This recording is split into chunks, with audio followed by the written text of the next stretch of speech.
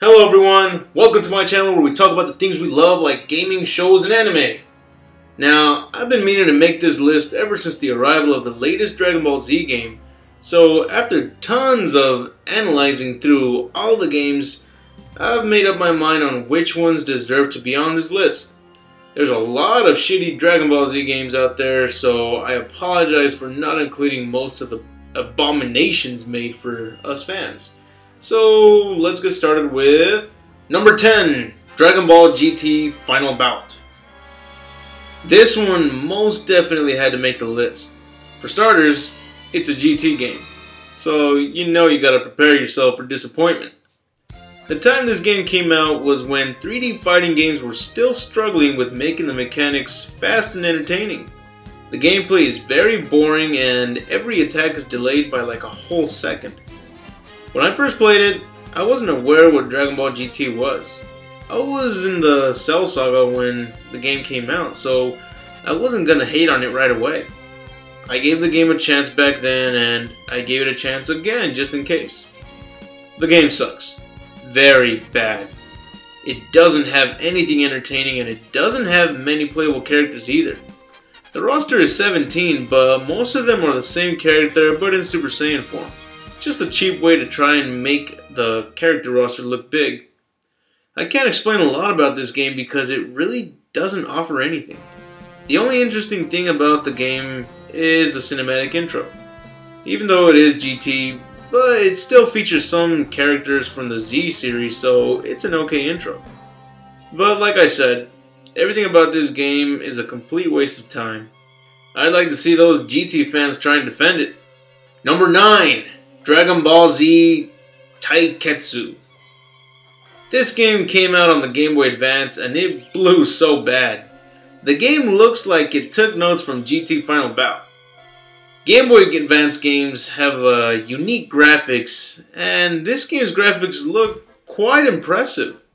But they look too computerish and stop motion like. The character sprites look both detailed but scary. Vegeta looks like a puppet and he could give you nightmares. This could have been a great game on the go, but the gameplay just doesn't work. It's horrible. The backgrounds on each level look impressive. Like I said, I'll be honest about every game, so even if a game sucks ass, but at least has one good thing, I'll say it. Dragon Ball Z fights are fast-paced, full of combos, energy blasts, and more. But this game doesn't give you what you want. It just looks scary and, oh man, I can't find the right words to describe it. I mean, look at it. You get mixed emotions throughout the game, like, wow, it looks impressive, and oh god, it's horrible. But colorful. It sucks, but I want to see if I can make it work. It has good music as well, and even unlockable content. But would you really want to play more than one match? Very, very doubtful. Goku moves like a bitch and Vegeta is a fucking puppet. They look like clay and... oh jeez. A very detailed claymation and very colorful. Stop fucking with me, game. Stop trying to make me say nice things about you. You piece of shit. Number 8. Super Dragon Ball Z. This game came out and was forgotten right away. Why? Because it was trying to compete with the Budokai series. I don't know anyone who actually bought the game, or even played it. To me, it felt like an app. It was very short, and sure it was somewhat entertaining, but the fun goes away after about 1 hour or possibly more, depending on whether you enjoy the gameplay and don't mind that it offers little. Honestly, it's not too bad, but I put it on the list because it's one of those games that had potential but didn't use any of it. The gameplay was pretty good, but you don't get many stages or lots of characters like in the Budokai series. The special moves are good, but they don't compare to what Budokai has to offer.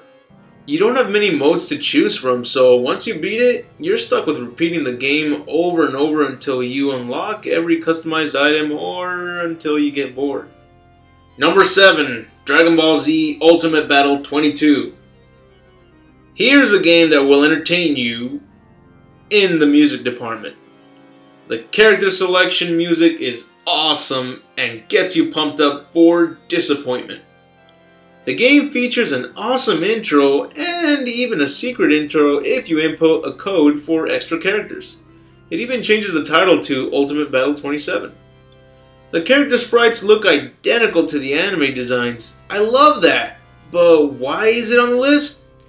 Because the game acts like it's about to give you everything you wanted in a DBZ game, but then you play a match and realize that it is slow, sloppy, shitty special moves. If you can find out how to perform them, the music is pretty good for each stage, the stage designs look great as well, but why put very little into the gameplay? It's like when we watch a movie trailer and it makes the movie look so badass and interesting, so you wait for months until it finally comes out in theaters, and when you watch it, you're left with Star Wars Episode 1. I wish this game was good. It got us all hyped up for nothing. The American commercial kinda gave us a hint of what to use the game as instead of playing it. What if it was the only role left? Love Dragon Ball Z? Get Ultimate Battle 22, the import for the PlayStation game console. Rated teen. One of the most annoying things in the game is that after throwing a few blasts at your opponent, your character will get tired and pretty much be open for abuse. Number 6. Dragon Ball Z Budokai 2. Here's yet another game we were expecting more from. The first game was a new experience on a Dragon Ball Z game with great 3D graphics for its time, a good amount of playable characters, great special moves, cool stages, enjoying cutscenes, a lot of them, and everything we wanted from an early 3D Dragon Ball Z game. So why wouldn't we expect a sequel? Not to mention a great one. With more characters, more stages, more music, special moves, newer game modes, and more. But what do we get instead? This ridiculous Super Mario World ripoff. I mean, seriously, what is this? A board game? We never asked for this. The gameplay was still as good as the first one, and music is great as well. The special moves are okay, but we expected a lot more. You know this game was a bad sequel to the Budokai series when they didn't even include it on the HD release of the Budokai collection. Also, don't bother with the HD release. It's a censored version of Part 1 and 3. Number 5. Dragon Ball Z Battle of Z. This is a game I was waiting for as soon as I saw the trailer for it. I got even more hyped when they said it would be coming to the PS Vita as well. But as soon as it came out, I couldn't find it on the Vita. You know why? Because you could only play it on the Vita by downloading it off of PlayStation Network. That's a good thing because the game is a piece of dragon turds, and for once, I'm glad that PS Vita memory sticks are expensive as fuck, so that I cannot buy Vita games off of PlayStation Network. That's a little message for PlayStation to tone down the price. You hear me, guys? Huh, Sony? So let me begin by describing everything that is good about this game. The graphics look nice. It's a little too shiny, but still nice. The online screen is pretty cool because you see the planet Earth and tons of lights representing the online players, all revolving around Earth. The main thing this game has to offer is that you can have 4 players fight against 4 others at the same time on the same stage. And that is all. Now let's talk about the bad things in this game. The controls are somewhat similar to those in the Tenkaichi series, but it ain't. The controls are hard to maneuver and the combo system is a complete mess. I don't even think you can charge your ki during a fight. I seriously tried every button and combination to charge my ki, but it was no use. So I'm guessing you can't even charge it. Then one of the stupidest things is that after a fight, you are forced to give out all your energy to a random online player. I don't see what's the point of this, but you have to do it every time and mash a button over and over until the bar is full. The modes are not amusing, and one of the lamest things in the game is what they did with the characters and the amount of characters that are in the game. Just like in Dragon Ball GT Final Bout, the character roster is expanded by repeating the same character multiple times. There are 75 characters, but the roster consists of 6 Gokus, not including the fusion ones with Vegeta or his giant ape form, 6 Gohans, 3 Vegetas, 5 different Friezas because of each form and the full power one, 4 Cells for each transformation and the perfect cell, 6 Trunks, 2 that are the kid versions, and not including the fusion ones, 4 Majin Boos, 4 Coolers, 3 Gotenks, 2 Bardogs, not including his ape form. You see what this is? The real roster is actually 33 different characters if they can each transform when they please. But yeah, you can't transform during a battle. And they did that so the roster would look like it's a lot of characters. I was really hoping that they would fix this before the game was released, and even though the fans left so many messages saying that they should fix that before the game gets released, they did it anyways. They might as well should have added more playable characters like Goku with a different symbol on his shirt, Goku without a symbol on his shirt, Goku without a shirt, Goku with Saiyan armor, Goku with Naruto clothes. Oh wait, they did that already. And he counts as a separate character. Fucking idiots. Number 4, Dragon Ball Z Connect. You know this game's a piece of shit when it says Connect on the title. The Connect feature for the Xbox is one of the worst add-ons you could ever buy, and every single game for the Connect demonstrates how awful it is. And once I heard that Dragon Ball Z was getting a Connect game, I knew I had to include the game on the list before the game was even out. It's sad because if you think about it, the concept could have worked. I mean, you getting to fight in a DBZ world controlling Goku's attacks with your own body movements?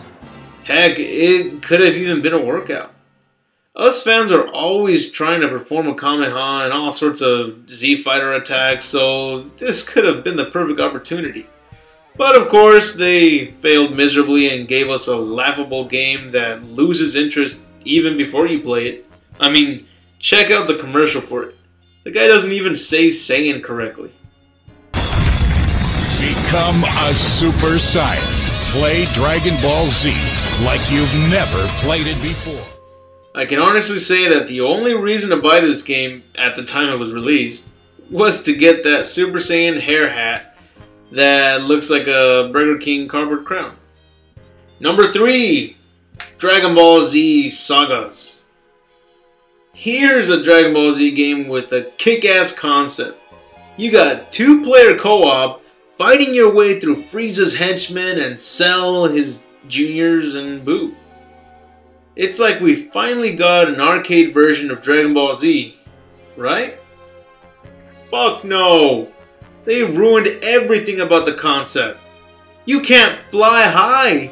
Your opponent makes you look like a Raditz. The game glitches as much as Superman 64.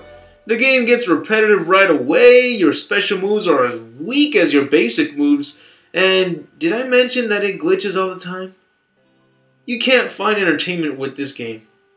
The 2-player co-op feature does not save the game at all. In fact, it frustrates you and your friend more than ever. I'd rather play Dragon Ball Z Taiketsu because at least it gives me false hope all the way.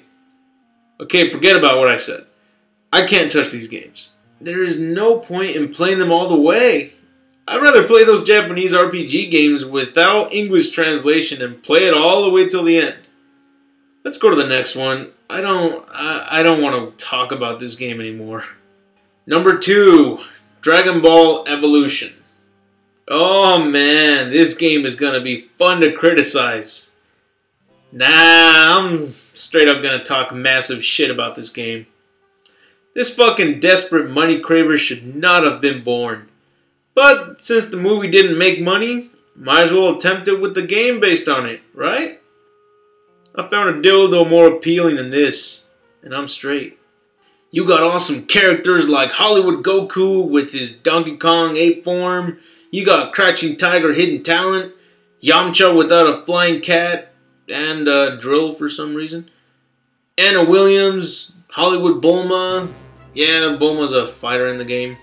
And pretty much every other super cool character from the movie.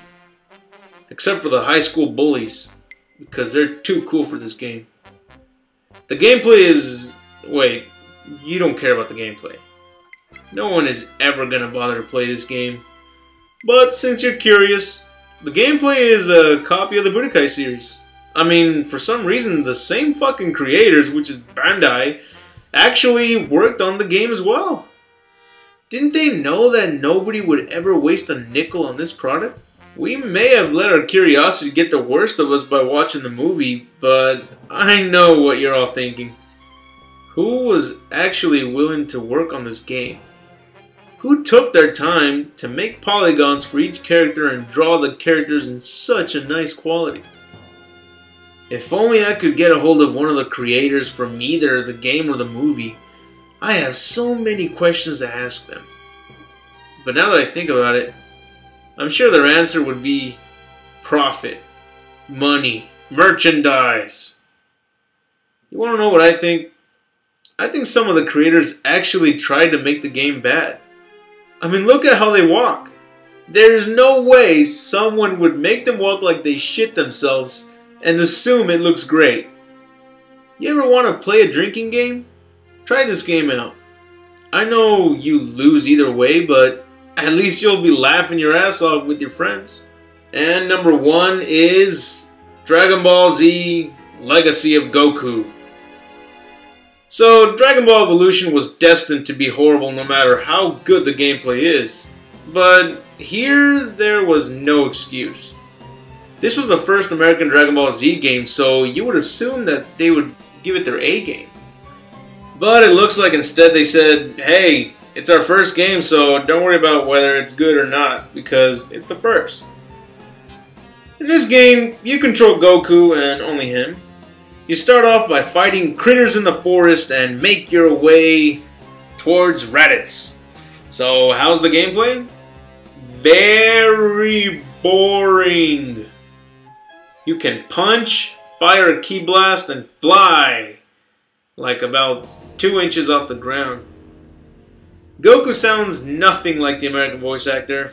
Your opponents can kill you with like 3 hits. Even the smallest critters can easily kill you.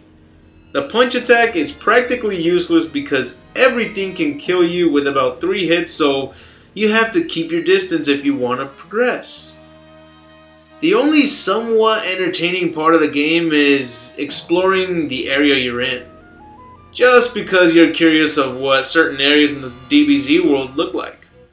This game has no music, no action, and nothing you would want to see in a Dragon Ball Z game.